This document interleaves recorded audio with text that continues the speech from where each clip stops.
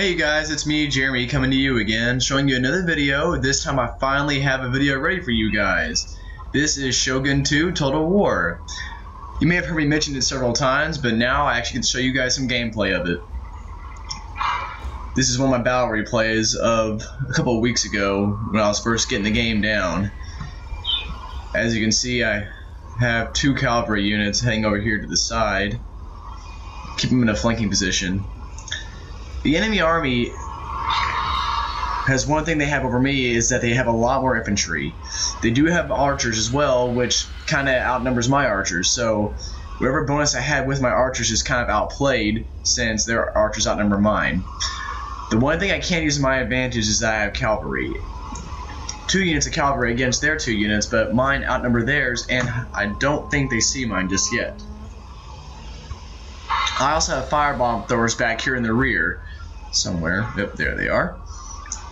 So hopefully those will play to a good advantage. I have not had a good chance to use those in combat yet.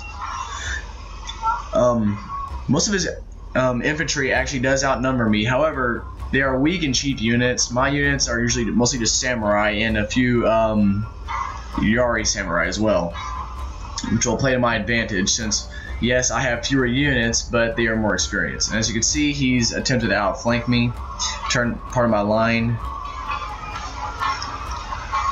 and I countered him, but we'll see how long that holds before his main force reaches me.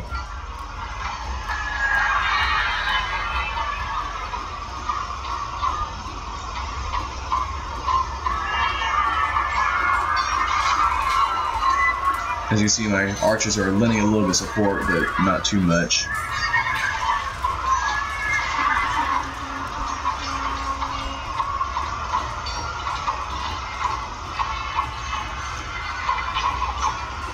And for now, it would appear that my cavalry is also holding off the Yari samurai while the archers get a chance to pour a few hits in.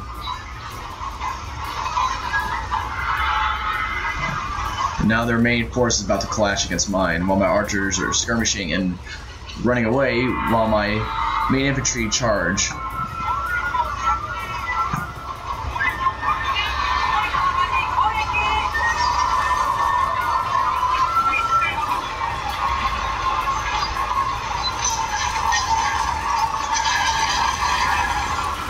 And yep, those are the firebomb throwers, and it would appear that they have an amazing effect on the enemy infantry.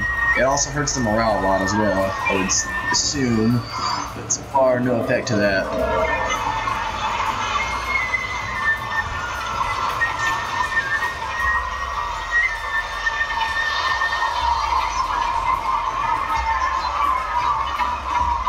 Now I'm throwing my reserves into the fray, my Yari units.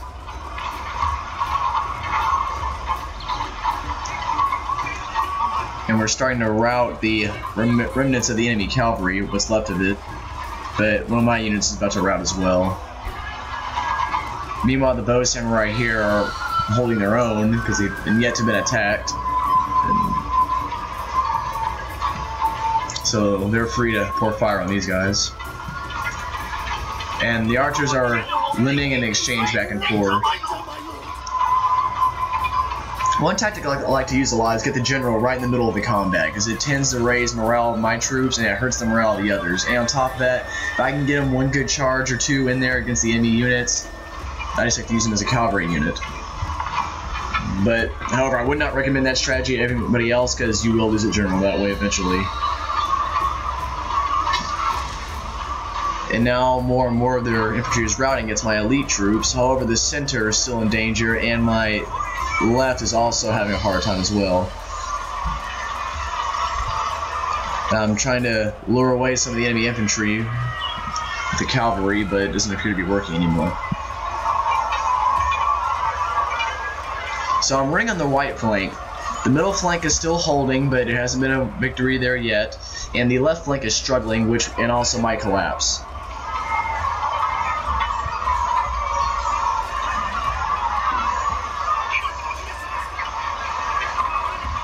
As you can see here, one of my Yari samurai units decided to go ahead and take the initiative and charge. I didn't stop them from doing so. I just figured, hey, they're going after the enemy archers. Let them take their hits. And now it would appear that the center is broken for the enemy, and now I can go ahead and charge through there. And the left is also broken. That's where these elite units really come in handy. A lot of people like to just use regular peasant troops just for about anything, just for the sake of having a large built-up force, but they don't do that well unless you have an enemy general to help command them to keep their morale high. Otherwise, they're just going to flee.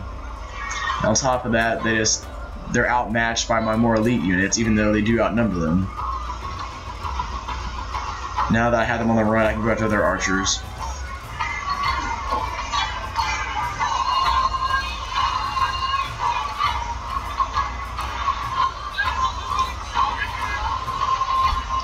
I'm quite surprised this bow samurai unit's held this long against my katana samurai. They've been there for quite a while, and they've been engaging my yari and samurai, so I'm kind of surprised by that.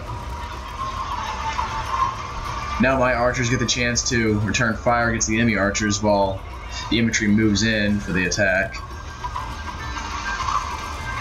And this is really where I pick up more momentum. And yes, the battle's pretty much won at this point, but once the center is broken, or not even the center, but once the first line breaks, that's where the momentum picks up, because wherever your freed up units come from, you just send them straight on through to behind the lines of the enemy, and then make their line collapse, take out their archers, and then what's left of those units can support the center, which a strategy I did not employ here, so I do intend to. If you guys have any suggestions about how this battle could have been better or better conducted by my part, feel free to let me know. One thing you will notice is that one of my main things I like to do when I'm playing this game is deployment. That is what matters the most to me. Deployment is the key to every battle, in my opinion, because many people can react to being flanked, but they can't necessarily react appropriately, otherwise without weakening some of their other lines or centers.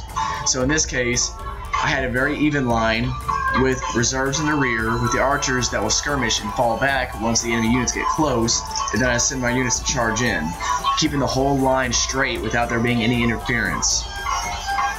But like I said, however you choose to deploy your units is cool, and feel free to let me know how you plan to do things.